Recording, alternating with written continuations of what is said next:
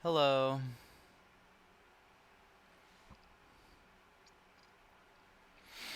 I think I have time for a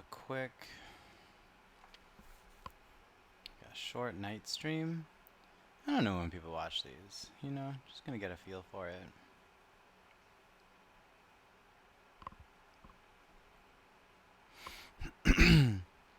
So yeah, let's write a little bit more code. I made some good progress earlier with nested preloaders. And now I think I just want to do a little more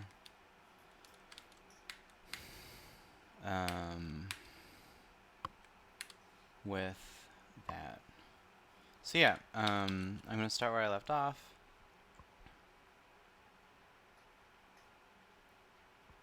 Oh, hey! Hi! Welcome to the stream. Good to see you. I'm sorry I missed you and Carrie on the internet earlier. But yeah, so the format is that I just sit here and write code. So you're welcome to join. I'm currently like about as deep in the weeds as I intend to get about like tricky database concepts. So sort of a rough first one to join in on. But yeah, welcome. Come get some pie. I'll just walk right over. All right, cool. Well, yeah, the process is almost certainly pretty accessible. But yeah, so okay. A little intro is that I'm trying to build what's called an ORM, or an object relational mapper. Maybe some of these details, maybe that's like too much detail to start from already. But so this is like a whole bunch of data that I'm printing out.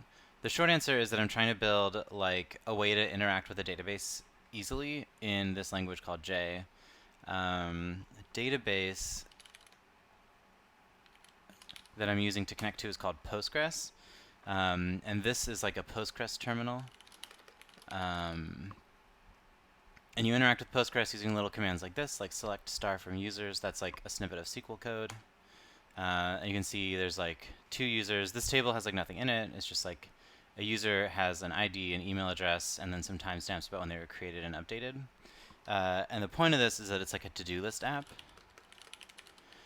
So there's a to-dos table where like a to-do knows which user created the to-do list, like the to-do item.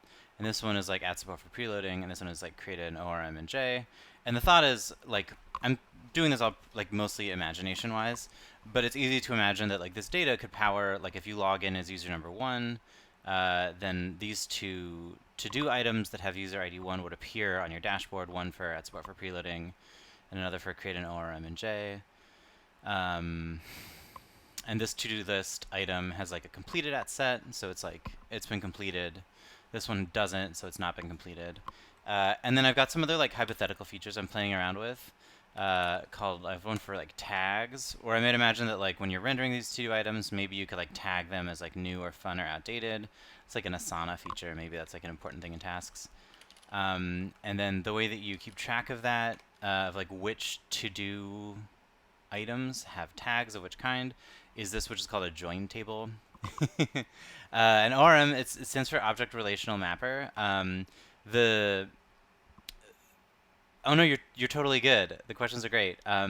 So I was like almost there, which is that like so here we have some data which is in this like database format, which you often call like normalized, where like very little information is repeated anywhere, and it's very like fast and stuff.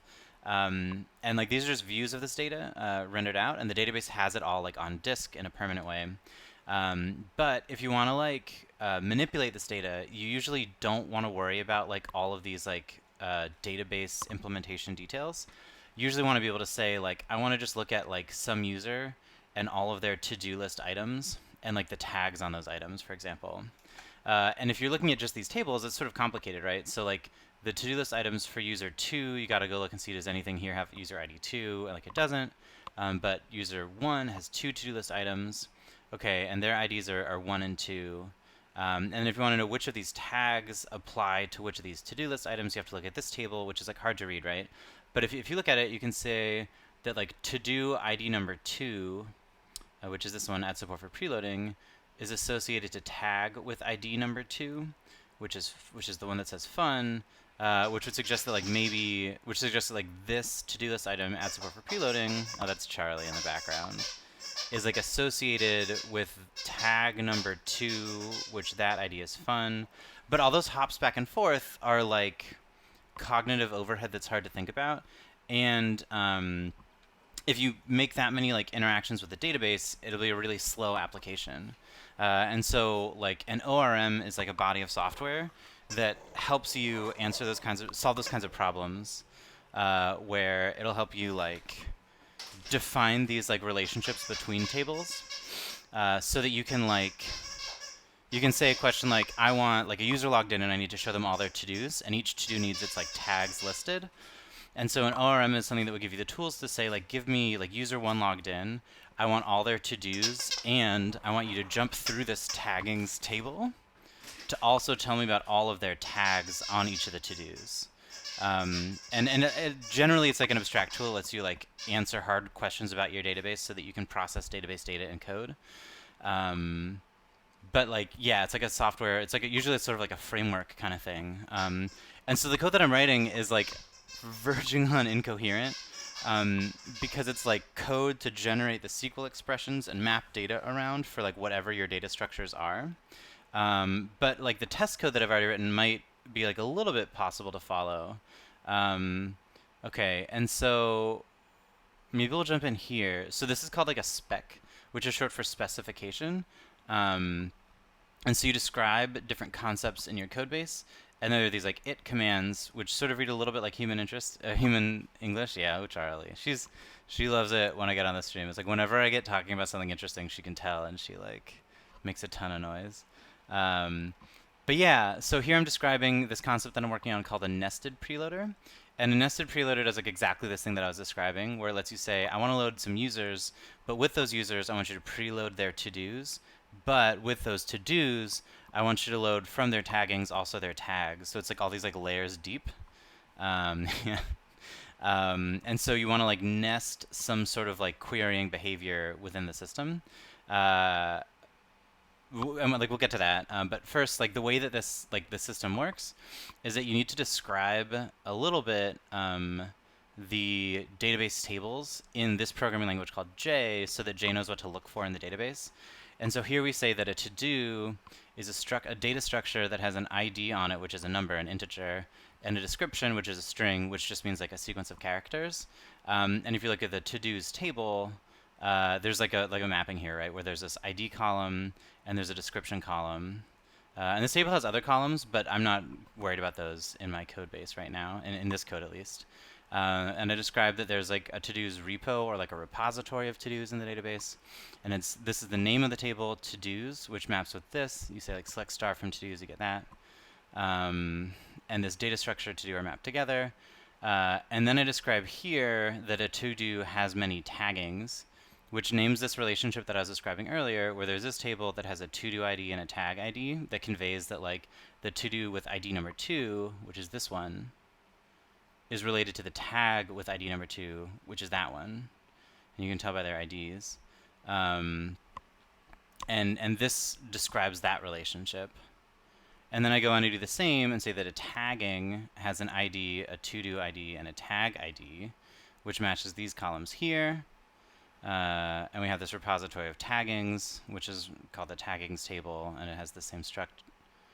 And then we say that a tagging belongs to a tag. And the reason like this one is a has many and this one is a belongs to, is that like to get from a tag to from a tagging to a tag, the tag ID is on the tagging table, and so you hop through to here. And in a has many, it's sort of like the opposite direction, like to get from a to-do to its taggings. Like we don't have a tagging ID on the to-dos. The tagging ID is elsewhere. So it's like a slightly different strategy of finding the thing. And then finally down at the bottom, we describe the tags table in the same way, right? Where we say a tag has an ID and a description, ID, description. It also has a user ID, but we don't care about that in the J code so far. And we can describe a tags repo. So critically here, we have like a has many relationship and a belongs to relationship between two tables. And then the code that we're trying to write is going to then like insert some rows into the database and then like try to pull the data back out of the database in an intentional way. So here we're going to execute some code where like this block of code is going to execute a query against the database that inserts a user into the database. Then we're going to insert a couple of to-do list items into the database, which I've like we're going to forget about these ones, and we're going to insert our own new test data here to make sure that we're looking at like exactly the right thing. And the colors in this are sort of frustrating, but it's not the end of the world. And then we're going to insert some tags into the database, like tag number, like first tag and second tag. And then lastly, we introduce some taggings into the database. And this is hard to read. What's the end result I'm looking for? Yeah, so systems like this, like an ORM, is there are like probably like 2 or 3 really good things about my favorite web development framework for making web apps, which is Rails. One of them is its ORM, which is called Active Record, which has just like extremely expressive ways of doing these kinds of things. The other things I'm really far from implementing; they're sort of like down the road. But so if I jump down a little bit, the payoff here is that this code is like a little bit hard to read at a glance, but it says I want to load some to-do list items with their taggings and with the tags associated with those taggings. And I'm going to do that by preloading something combining both the has many taggings relationship and the tagging belongs to tag relationship on the results that we get by querying everything out of the to-do repo. And like this number of lines of code, like I don't know how many lines of code is that, 7, and they're very short lines of code. Describes like 3 really complicated database queries.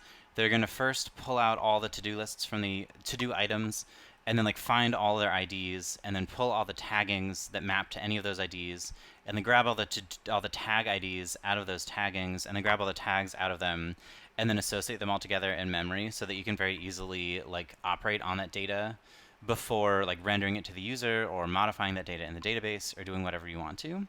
And that kind of like expressivity, which this is not super easy to read yet. I think it's like terse, but and like powerful, but like a little bit hard to read still to me. But generally, the fact that you can like compose these different relationships together to get really powerful behavior out of the database, that's like the thing that I'm aiming for, and that's the quality of Active Record, which is a feature of this Rails framework.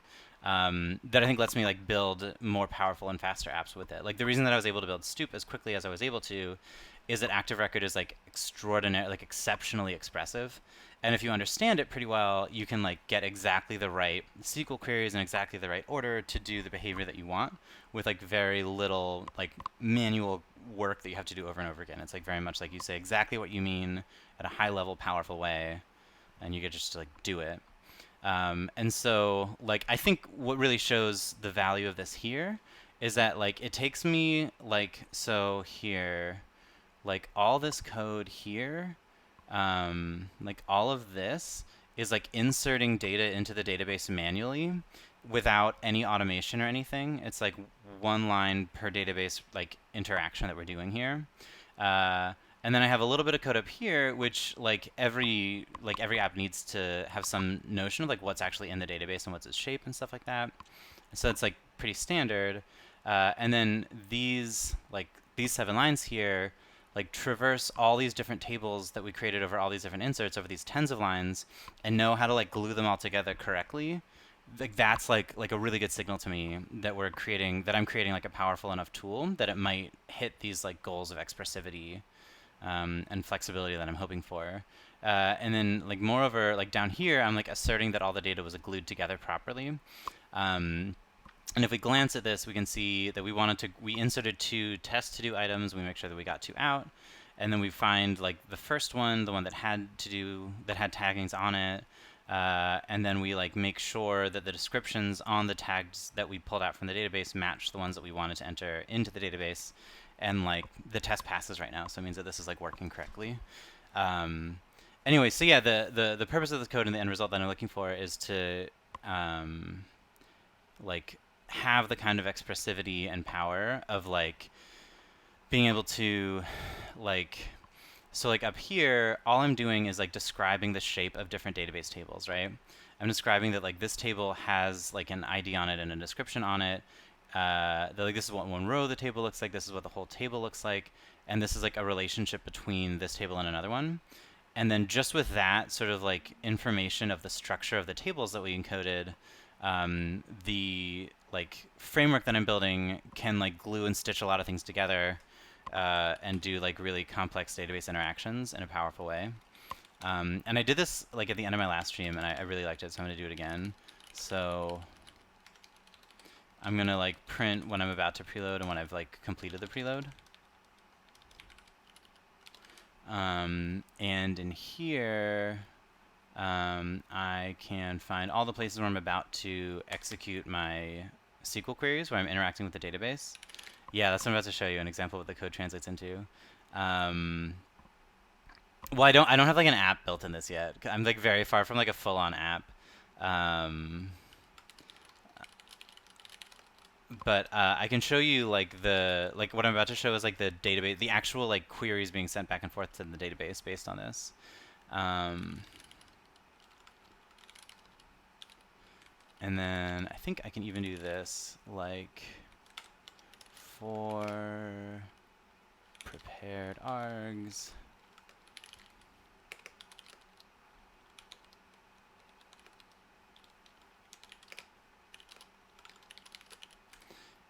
Okay, so what I'm trying to do now is just like print out the database interactions that this test is triggering. And it's going to be a ton of stuff here. But if we find here about to preload and preloaded, like these lines that I've highlighted up top, you can see we're executing some SQL that says select the ID in the description from the to-dos table, where the ID is in these two parameters, and the two parameters get filled in as 2429 and 2430. And then we do a second select from this taggings table, where we pull from these to-do IDs that were returned from here the same way. And then we select the ID in the description from the tags table, where the ID is in these two numbers, which came out of the taggings table. And so it means that like, right, like what the code is doing behind the scenes is like these IDs are like lineups. That's pretty easy.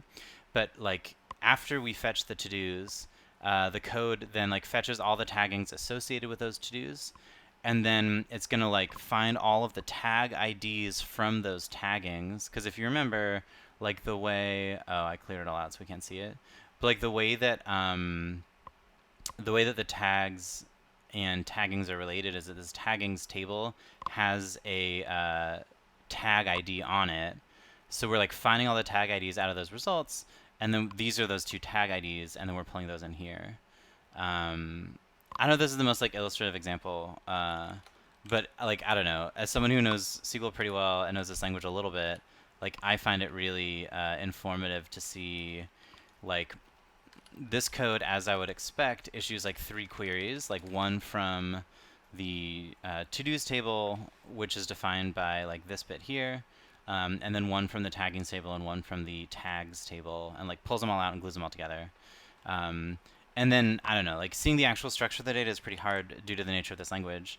But you can see here that like from this to-do, I can say, give me the taggings for this to-do, and then give me bracket 0 means that like this is a list, and I want the element in the list at position 0, which for some reason lists in most programming languages start at 0 instead of 1.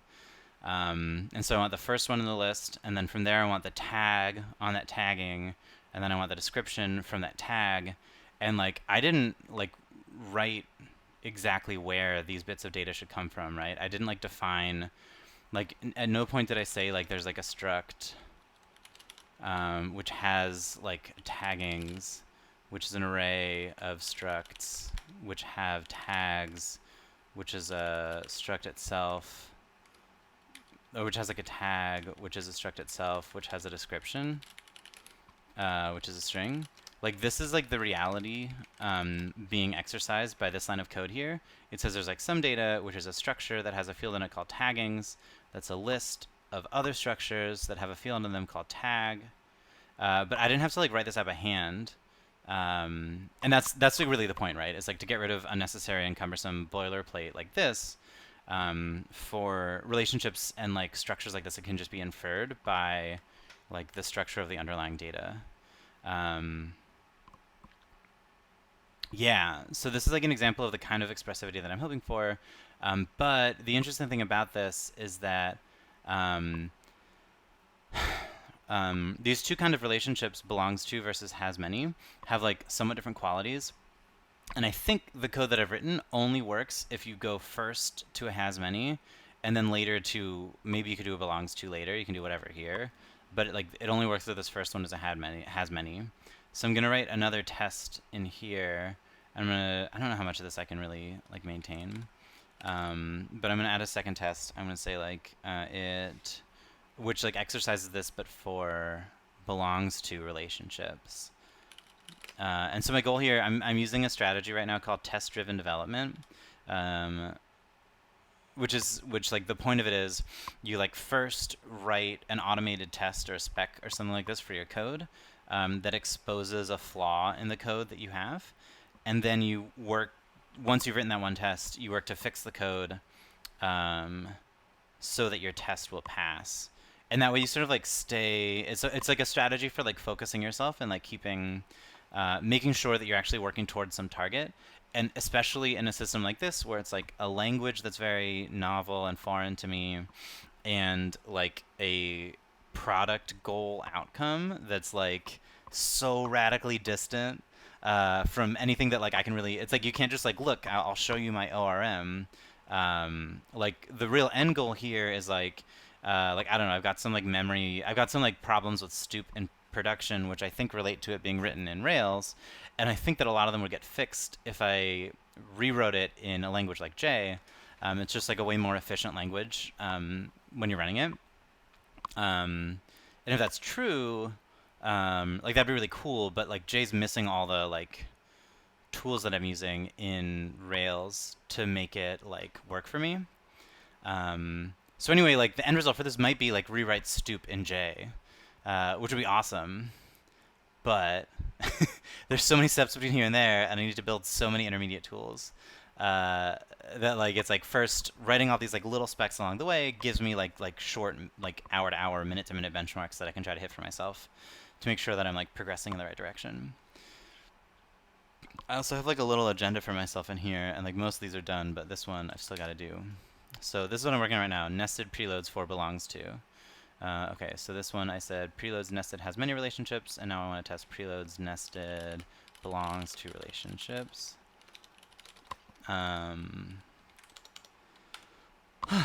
Okay, and what do I want to do? I need to define some relationships here. And do I have like a double belongs to? I think I do. One tool at a time. Exactly, that's the goal. So I think in my database, like these are the tables I've got. I think that like a tag belongs to a user and a tagging belongs to a tag. And so I can do a nested thing if I go from tags to users. I don't know if that's the best one though. Like it'd be cool if I could go belongs to and then has many. Does a tag? Does a user? Yeah, so maybe I'll go like from a tag to its users, which is a belongs to, and then from users to to-dos, which would be a has many. That seems interesting. Okay, so we need a user. And one thing is, I'm intentionally writing these tests at like a pretty low level, so I'm probably going to duplicate some of this test code to describe the data in the database down below, which I hope doesn't come back to bite me later. I think it'll be okay, but like there's like the user struct is defined in like a whole bunch of places already. Like I've 10 times described what's in this users table. Maybe it'll be fine. It's always in the context of a specific test. I think it's going to be okay. But okay, so user has an ID and an email, which that's going to be useful to like distinguish between them. We'll call users repo is a repo of users user. And then user belongs, oh no, user has many to-dos is a has many, and this is the part where I need to remember all the ordering of things. Okay. Oh man, I hear fireworks right now. Okay, so this is users repo, to-dos repo, user to-dos on user ID. Alright, and these details are like, this is defining a relationship between one sort of repository of records in a database to another, and it's like what's the name of like the source is it goes from user to to-dos, and then what's like the foreign key connecting them is called user ID. Yeah, that sounds about right. Okay, and we're gonna need, maybe I'll start with tag because that's like that was my goal here. So it has an ID, it has a description. It also has a user ID, but I think I don't care about that right now. That, I will say tag belongs to user, which is a, oh no, that's just a belongs to from tags repo to users repo, tag user on user ID. Okay, I think that's right. Great, and then this last bit, we're gonna go to to-dos. So to-do has an ID, description, and we don't care about anything else in it right now. To-dos repo, it's gonna be define a repo on to-dos with to-do. Okay. And then we don't need any relationships from to-dos to go anywhere. Okay, cool. So now we need to insert some data into the database. All right. It's been fun, Kat. Thanks for joining for a bit. It's nice to have someone to talk to.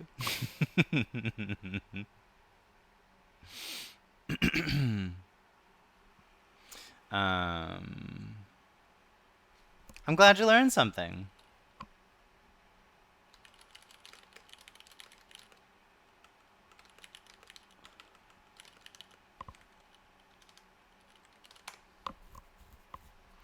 All right. Keep this up. I think it feels pretty good. I think it keeps me like accountable, you know? I kind of like it.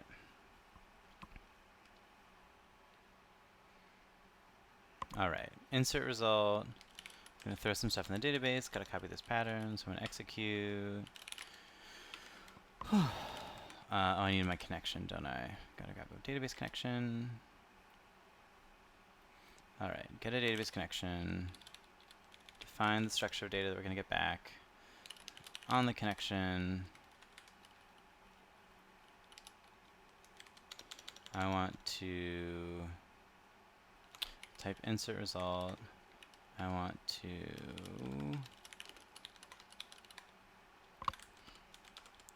I need to create users first because like everything else sort of like is hooked into user. Insert into users, email, values, I don't know. Maybe just one email is enough, right? That seems fine to start with. Because the point of this is I could go from tags through users to to-dos. Maybe like both the tags point at the same user and then we fan back out. That sounds like pretty good actually. That sounds like a nice like test case. Okay. User ID is going to be... Oh, I need to grab these results. Insert users results. What's that? And the user ID is going to be the first one of these. We have our user ID. Okay, so now insert tags results is going to be connection, insert. I guess I don't need these IDs anymore. Oh, I do for this one because we need to specify which tags to pull back out again.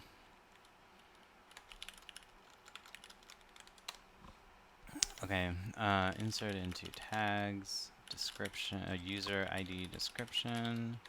values, $1, first tag, second tag. I'm not feeling super creative right now. Third tag, returning ID. Great, and now tag, first tag ID. It's gonna be insert tags results, 0.id.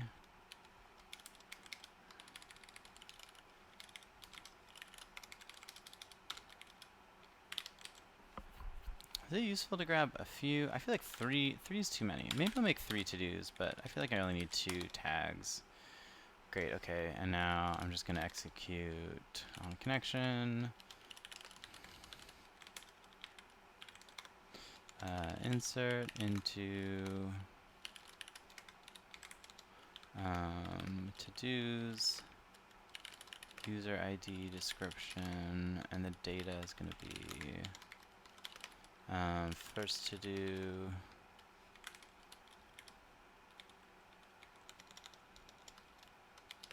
second to-do, third to-do. Okay, we don't need to return the ID, we don't need to worry about anything here. I'm already missing semicolons, I'm already catching myself. Alright, so we have this relationship set up. We have records that are that like represent a couple of belongs to's.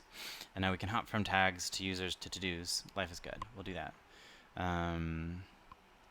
Okay, so tags with users and to-dos gets preload on. I think I have to run nested preloader from tag belongs to user. User has many to-dos. On tag repo.all, I need to specify the where. Is test tag get SQL where of IDs in something with 1 argument. Test tag IDs is a dynamic array of type any. And then array, add the 2 IDs in.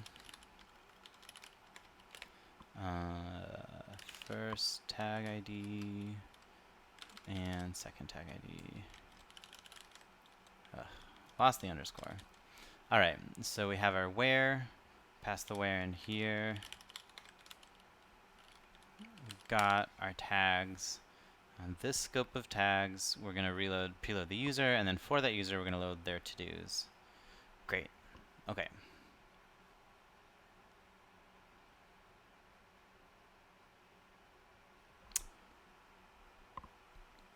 Let's just assert that we have a count, and I bet that it blows up before we even get there. So I want to like expect tags with users and to-dos that count is equal to 2. We wanted 2 tags, yeah? Does this first bit even work? 2 equal? 2 equal. Alright, let's run it, see what happens. Failed. Dramatically. I wonder if it's my test code or if it's actually... Oh yeah, polymorphs. Oh right, this feels good. This is roughly what I was hoping for. User ID is not a member of tag. From belongs to on line 32.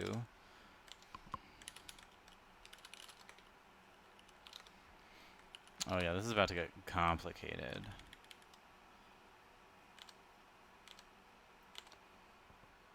Oh, because I forgot to give it... Yeah, whoops. Okay, we need user ID here. We probably need user ID here. Can't hurt.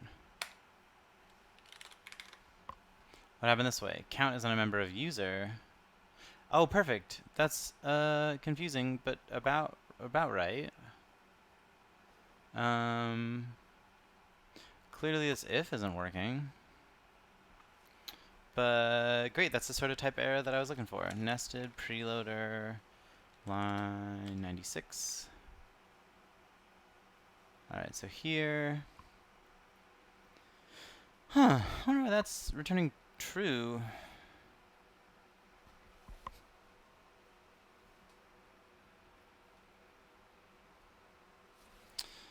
Well, this line of code is completely inscrutable.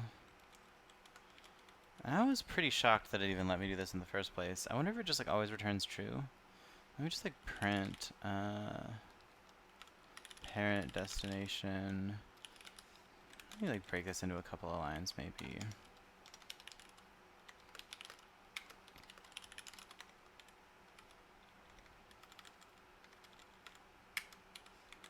All right, okay, so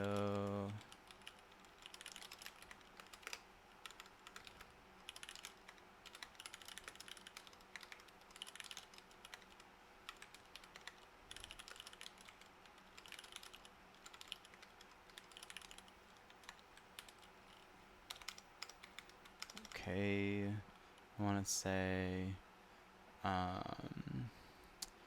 parent destination type first gets this.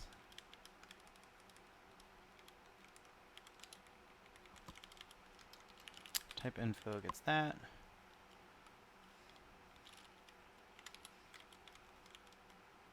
It's got to be like inserted to the string builder. Print to builder on string builder that with the argument this business. Okay, print builder. I'm just like print that maybe. Oh, this is gonna suck. Okay. That I'm gonna need to insert a % at the end.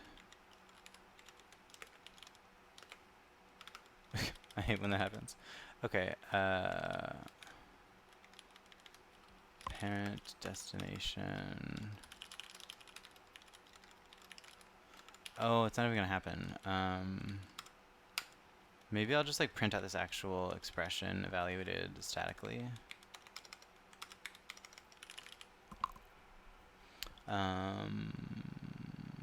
Parent destination type info.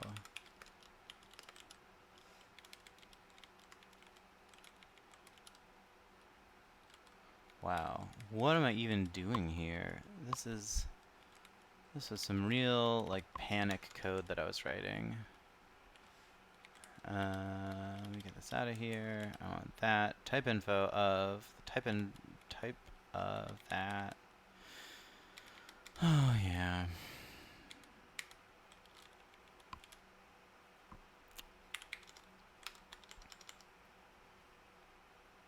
I've really gotten myself in a pickle. Right, because it's a compile time, and it's a type error, count as a member of user.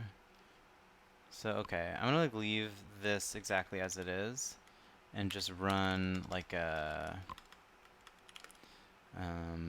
just print out some nonsense. Oof.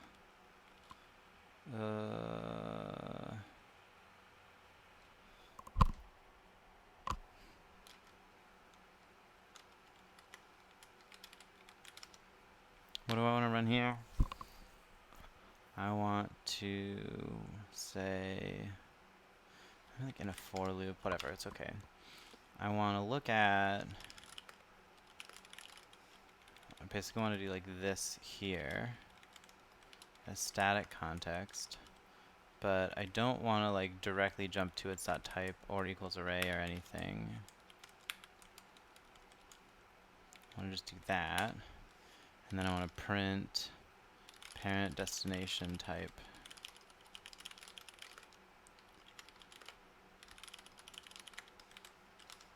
I don't know, is this gonna work? This is some really twisted up in a million different ways code. Error, new line in string constant. Where, what?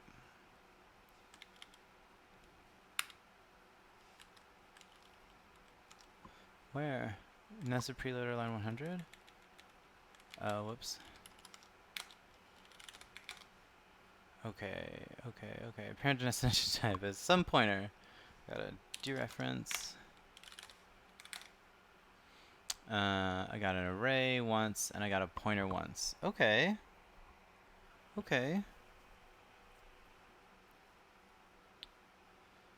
So let's print dot type equals dot array.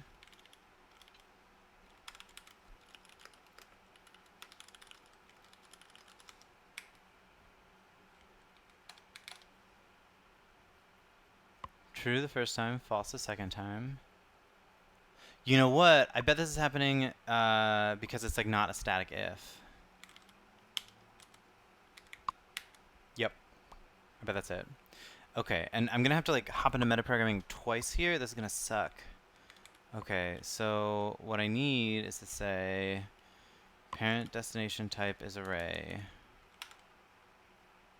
Yeah, okay, great. I see what's happening here.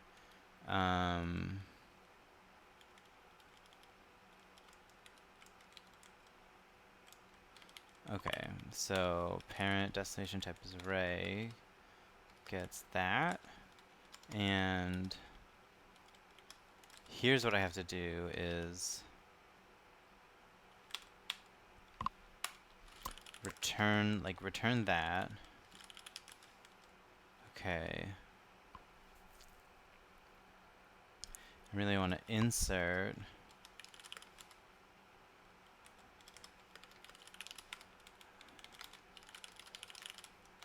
So now I know this now in like a mutable way, but statically, and so I can return this binding.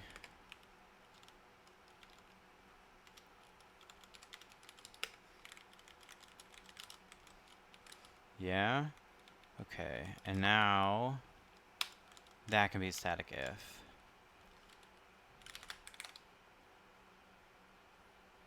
Uh-oh. Do I have a seg fault?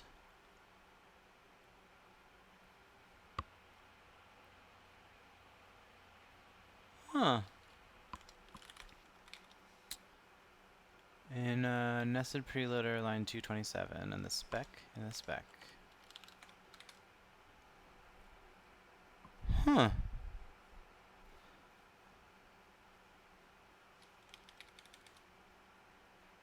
Oh yeah, I didn't initialize this.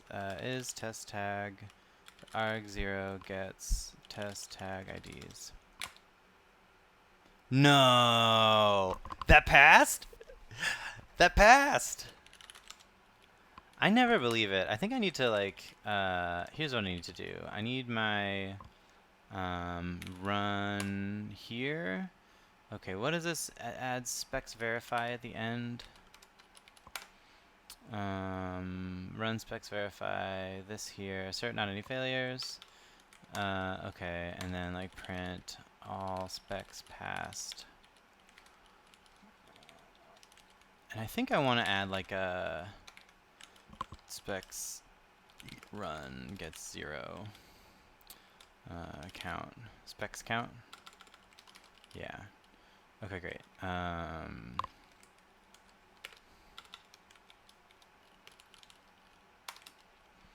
And then in it,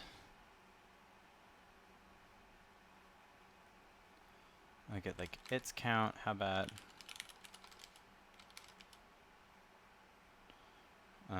all that specs, that expectations passed. We'll have a count of the it calls and expects count.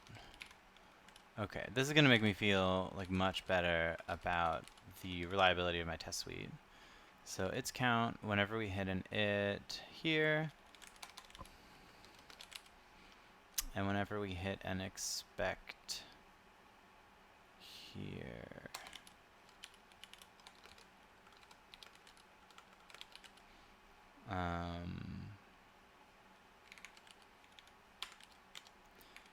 Is that, did I miss something here? Oh, 2 specs, 10 expectations passed? That seems like too few.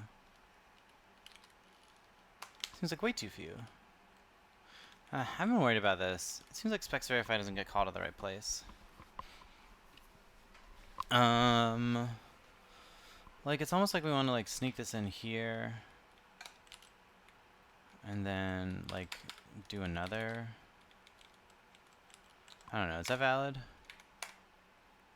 Here, can I add a loader record once we proceed to building the executable? That's what I figured. Huh. I wonder how I can say, we've done all we can. Do you have anything more for us? Or like, don't run any specs until we've... Well,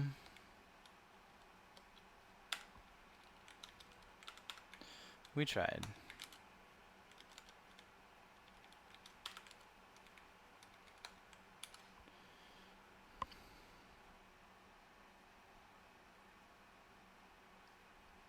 I wonder if there's like a type checked all we can or something.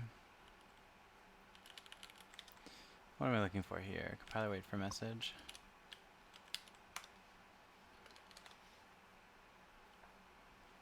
Returns a message. What's a message? It's got one of these.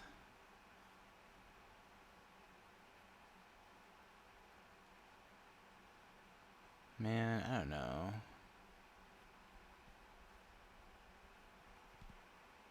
What does file mean?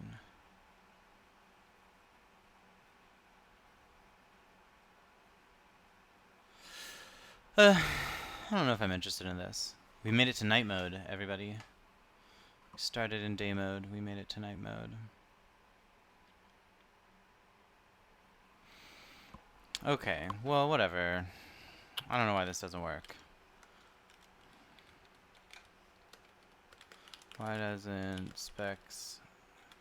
I guess how can we make specs verify actually run last? Who knows? I don't know. Do I already have this? No, no, no. No, no. No, no, no, no, no. Okay, great. I'll throw this down in the other testing... In the testing list. Okay, okay. Yeah. Like, the choices that I made with my spec strategies were not accidental. Because there's not a whole lot of movement there. Things have to be pretty locked down. Alright, we have 2. So now I want like for this. So each of these tags relate to the same user. So I want to expect tag.user.email to equal, what did we just say? It was just like user@email.gov. Yeah, okay. To equal that. And I bet this has got to fail. But if it doesn't, I will be stunned and confused. Yeah. Wait. Okay, well now this is just confusing because specs verify doesn't even do the right thing. But it was only, wait, on line 79 on JSpec base? Oh boy.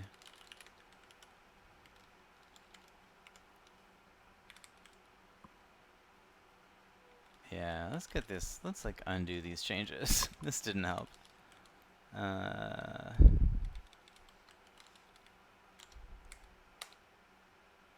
It's count.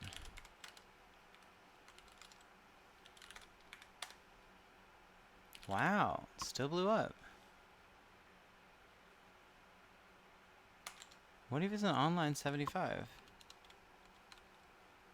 This very line's just like somewhere in here blew up.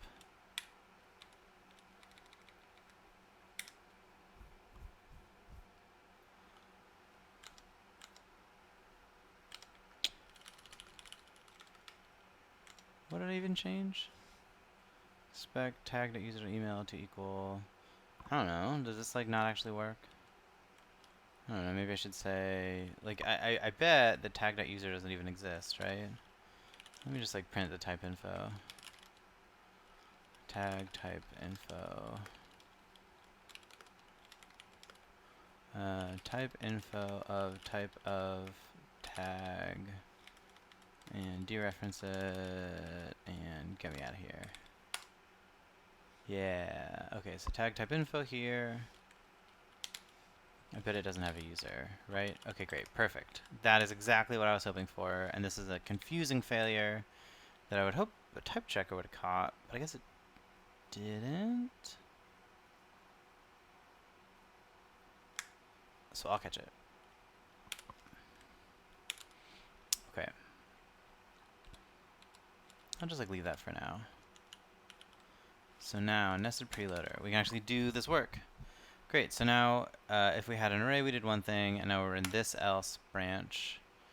Okay. So here, you know what? I might just like copy this whole thing, and then I bet that we just have like an easier life here. So for one thing, we only have unnested record, and now we just have a nested record. We don't need a new array or anything.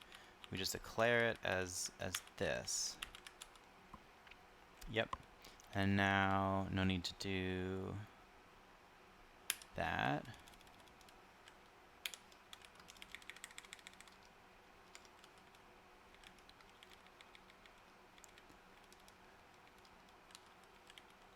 So just the child associated results, that's what we want. We want, this all sounds correct still. And if these things are correct, then nested record gets child associated result, which is that pointer, and then it gets nested record. I think that's like the whole thing.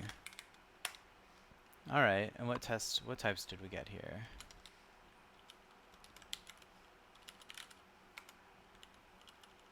Why is there no user? Oh yeah, we would have even seen user. All right, what was I thinking? These type infos don't really recursively expand. Let's just try it. Oh, it passed!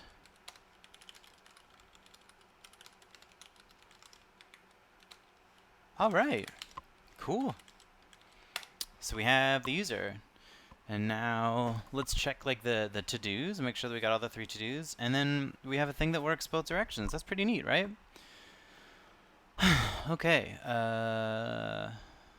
All to-do descriptions is going to be that. I don't know. Maybe actually I should make it dynamic and like expect less out of this. Is that what I did up here? How did I do it up here? Oh man, yeah, well I already asserted that it's equal to 2. That's a good call. I'll do that again. That's nicer. Okay. Expect tag dot, I don't know, what am I doing? User dot to-dos to count to equal 3. Make sure that we have 3 to-dos. And then we'll grab the actual to-do descriptions.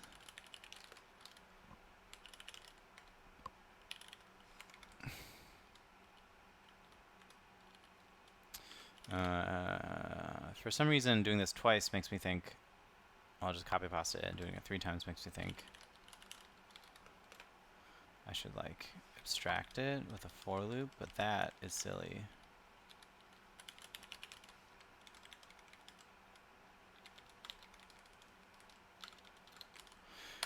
Alright, expect to-do descriptions to contain what I call them, which is like first to do, second to do, third to do. Yeah, okay, great.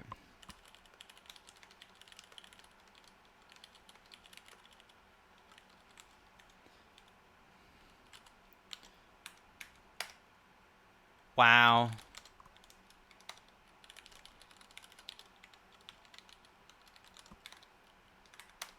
Passed. Incredible. Amazing. I'm thrilled. How long is this file getting though? Whew, 1,700 lines. That's not a joke. And kind of weird stuff. It's like full of weird stuff. Tiny little snippets. I wonder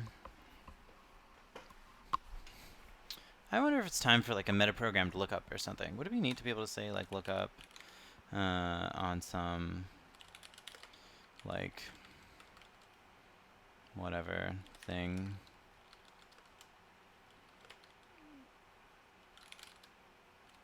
And have this like return thing to value.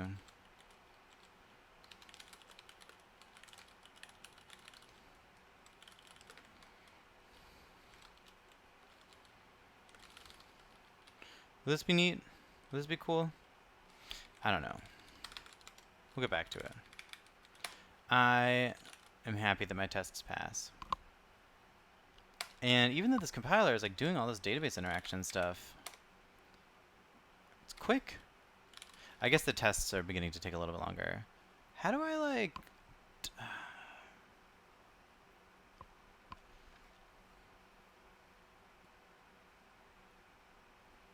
Oh, I see what's happening here.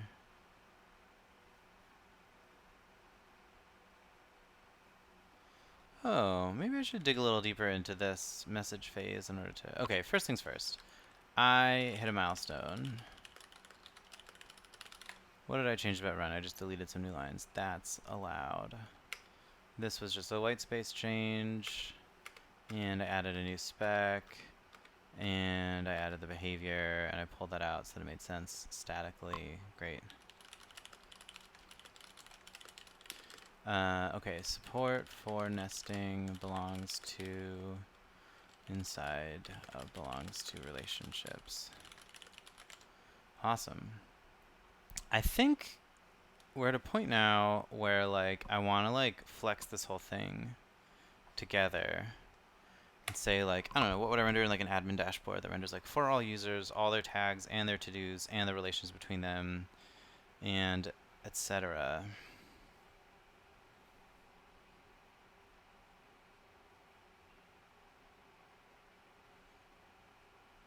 And I just like discovered a problem that like I'm curious about. Alright, let's say what I want is to-dos or like users with the works is gonna be preload on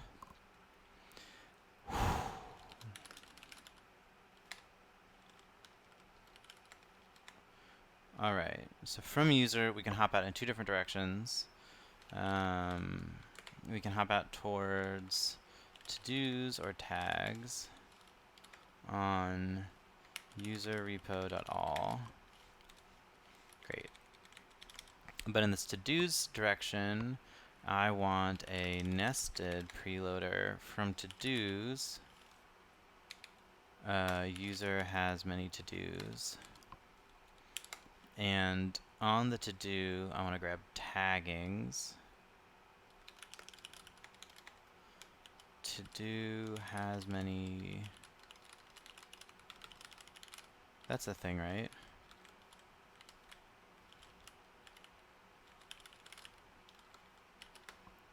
To-do has many taggings? No. No, it doesn't.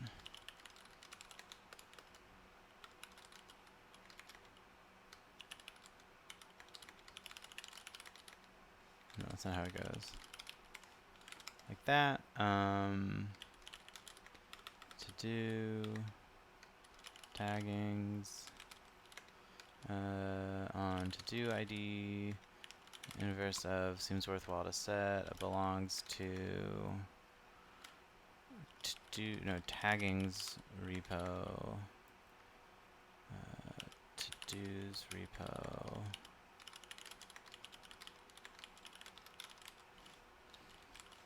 Okay. Felt like a bit of overkill, but okay, we did it. We typed it all out. Alright, I want to pull the taggings.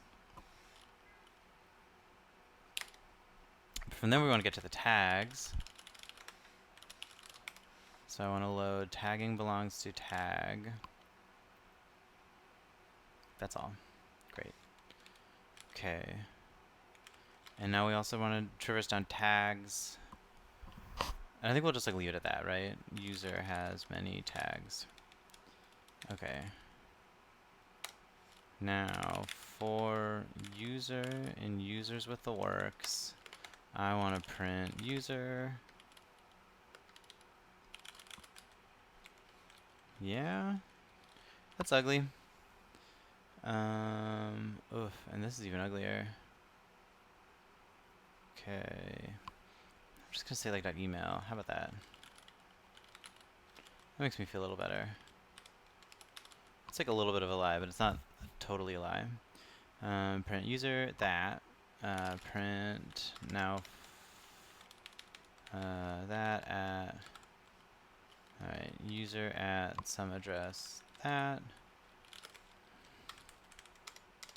Alright, I'm going to print for each to do.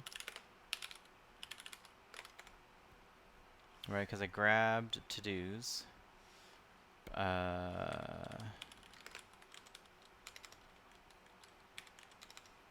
Print to do at something has some description. User is some other address. Let's just say I want to do dot description to do dot user. Great. And now for tag to do dot tags. I'm gonna print tag. Wait, I should indent this, yeah. Tag at some address. To do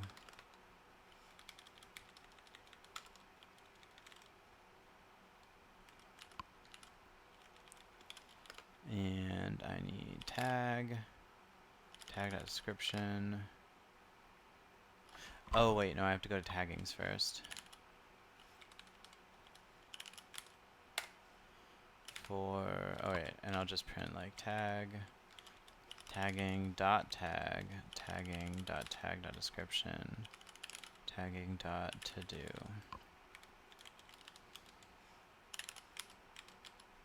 Okay, that's close enough.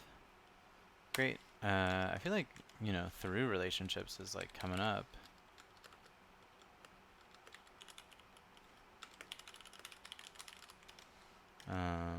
Yeah, being able to say that like a to-do has many tags through taggings, that would be convenient. Okay, then for tags and user.tags.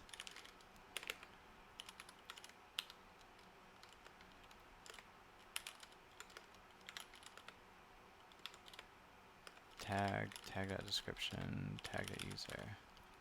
Okay.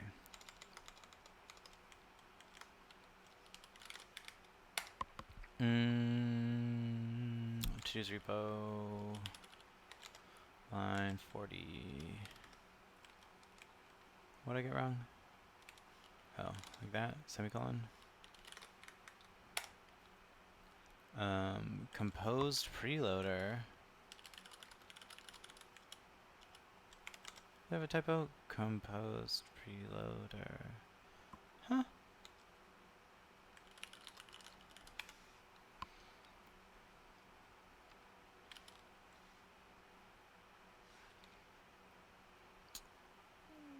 Doesn't it? What? Is it called like compose? Oh boy. Okay, I think in all these I want to call it composed preloader. Yeah? How's that looking? Worse! Oh no, better. Cool. User is not a member of preloaded result. Huh.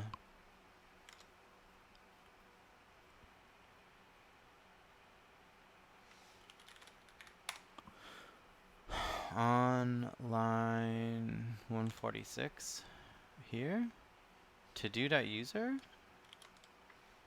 How did I get at the user before?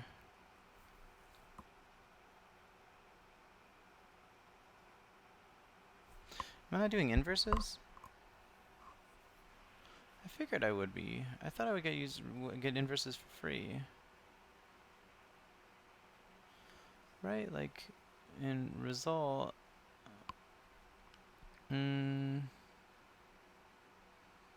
What went wrong here? To-dos with users.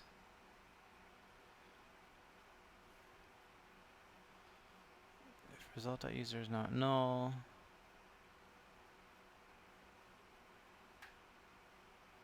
Yeah, it should be here. Let's forget inverses for now. Let me like duplicate these lines, which assume inverses, comment out the ones that do, and just like cut the inverse related stuff.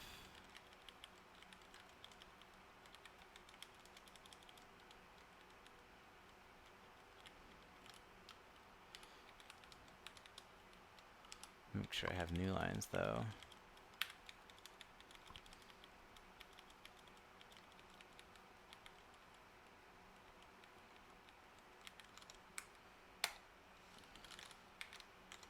I have a missing closing quote. Oh my god, I'm the worst at this.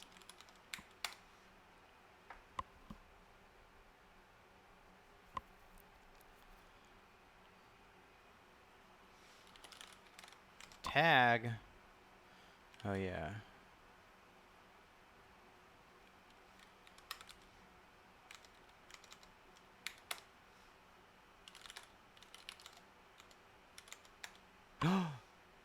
All right. Okay.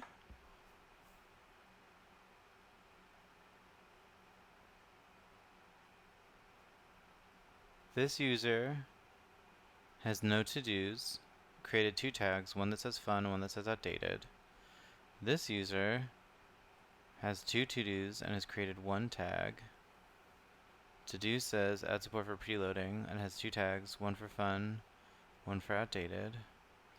This one says create an ORM and J and has 1 tag for fun.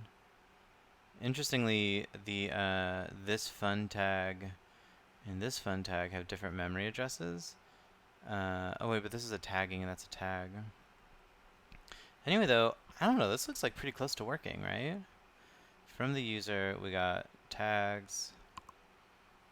Okay, this says fun and outdated. Yeah, I want to just, maybe I'll add, just like a little bummed that we didn't get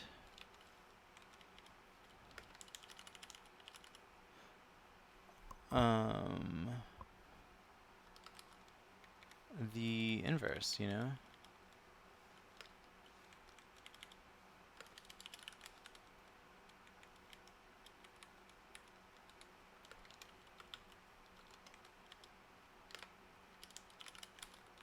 Let's like dereference these and throw these in. I'm gonna say to-dos. I'm gonna add some indentation, some more indentation still. And print tags.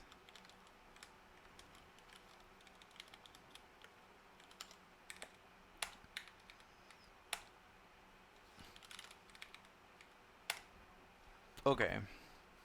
This user, no to-dos, tags, fun, and outdated.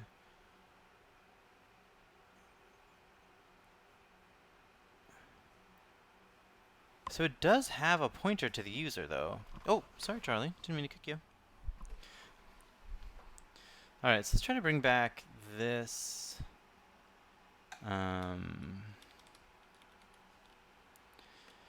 User pointer business tag at user. Is that going to be it? Alright, so we have that one. Right, okay, so here, user 6480, 6480. Great. And then here, to-dos. So this user is 64B8. It seems like we're not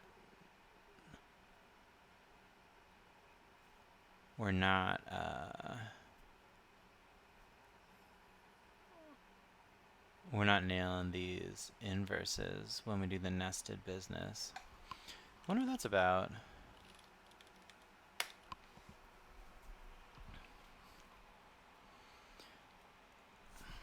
Because, like,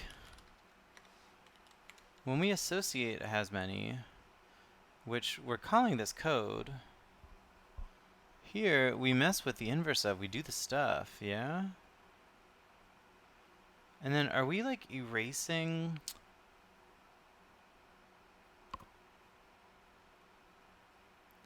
Is this somehow, like falling backwards into a solution despite erasing some types that we really care about?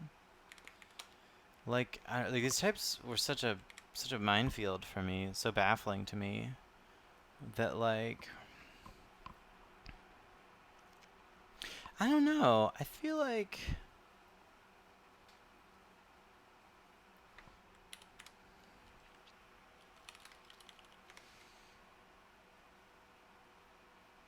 right? Like the destination, like here, our preloaded result of child is going to be based on this destination, which is going to look at preloaded result of inverse of. And I feel like those things all have to line up properly, right? I don't think I left room to get this wrong.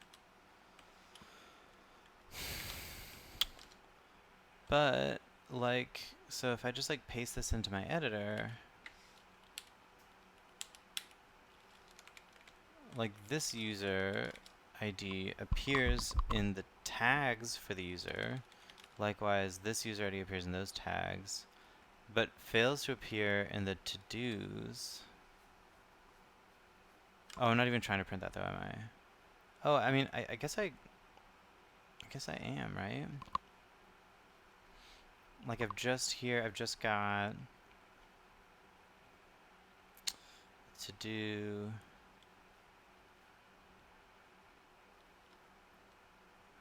Like, what's that about? I call associate parent, don't I? Yeah.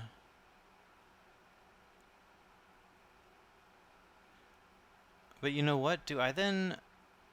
Is it like these parent associated results include the inverse relationship and then I discard it?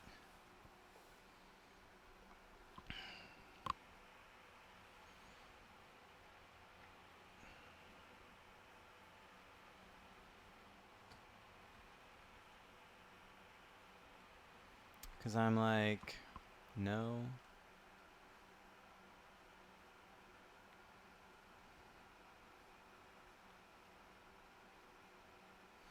Let me like pull this out.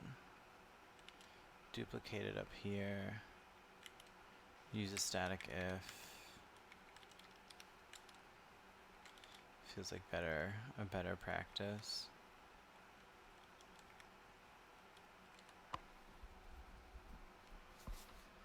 I think that's what I'm doing. I think I'm erasing the parents type pretty much completely here. In particular, I'm forgetting... Yeah. Okay. Nested preloads with inverses. Right? So here I'm basically like recreating to some extent the destination struct by like sneaking into this parent destination inner name the child preloaded results. Only the parent type also has an inverse here. And I've erased it. And I was worried about that. Like, this inner name felt like an implementation detail that I didn't want to mess around in. And surely, we probably have to do at least a little of that in order to nail this thing. But I think we can do a little bit better than we're doing now. Okay, let me see, where are we at with like printing these things? Oh yeah, what did I break? Field was parent, nested preloader line 21.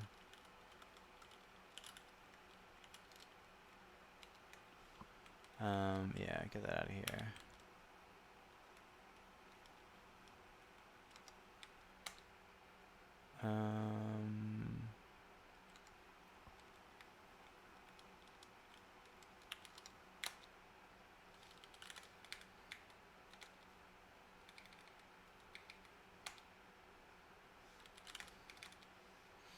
Cool. Okay, well, here we are. We got some stuff.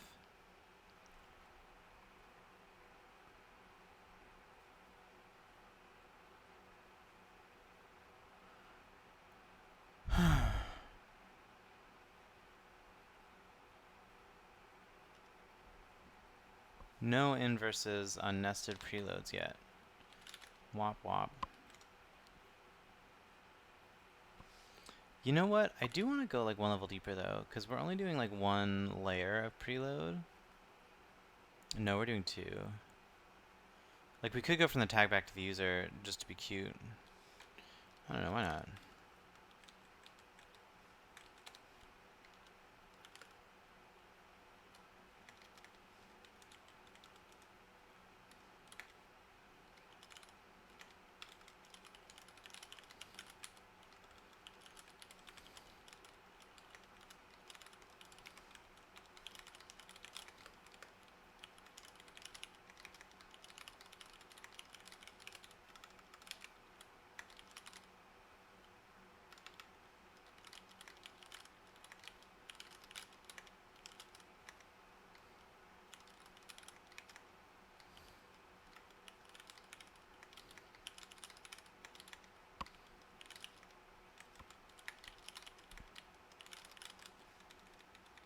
Why not, right? And then print user, like, or whatever, tag created by user. I don't care. This is fine. Tagging dot tag dot user dot email. Let's do it. Let's go. All right, that last hop didn't kill it. I was somewhat worried that like every single time I've done one of these, just one hop deeper will destroy the universe. And I feel pretty good about this. It won't. It hasn't. Okay. Okay. I feel pretty good about these so far. Part of me is like...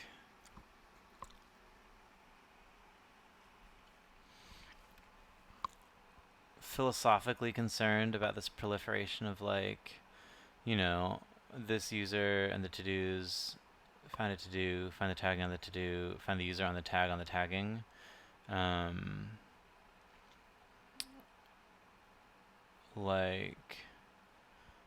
I don't know, is that going to be bad?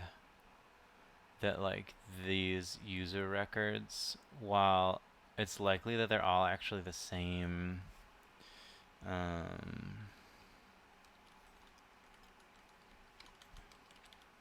like memory address.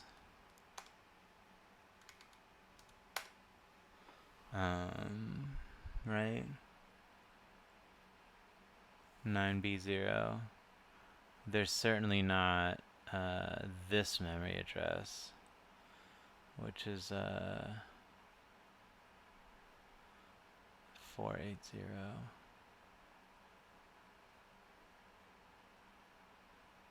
Oh well.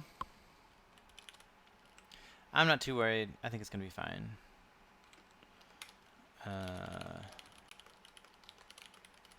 What have I done? I think I just like tweaked some things. Renamed one thing. This is just like cleanup and adding a richer example to main. Cleaning that up slightly with a static if. Because like why not? Great. Okay, cool. Love it. Cleanup and enrich main.j examples with preload plus composed business.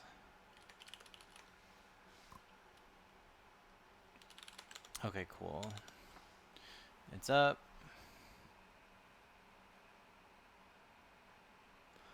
And I kind of do, I feel pretty good about this. Like, this is clearly not as legible as the Rails equivalent, but it's not, man, it's not terrible either. Like what would this look like in Rails? It'd be like,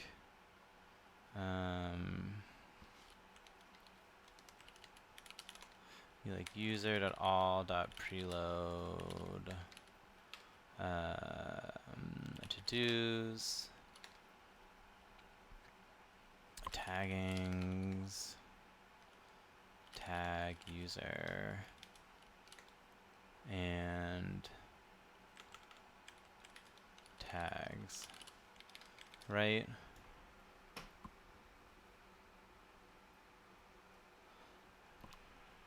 I don't know. I don't feel so bad. I don't know. This is 9 lines. This is, well, like 18 lines. I feel pretty good about even like the fact that you can describe that pattern here. I feel pretty good that we'll be able to get from that to like flattening out into a more like descriptive data structure where you could be like, here's the whatever this is, like a tree. Here's the tree of stuff to preload. Go do it. Seems fine.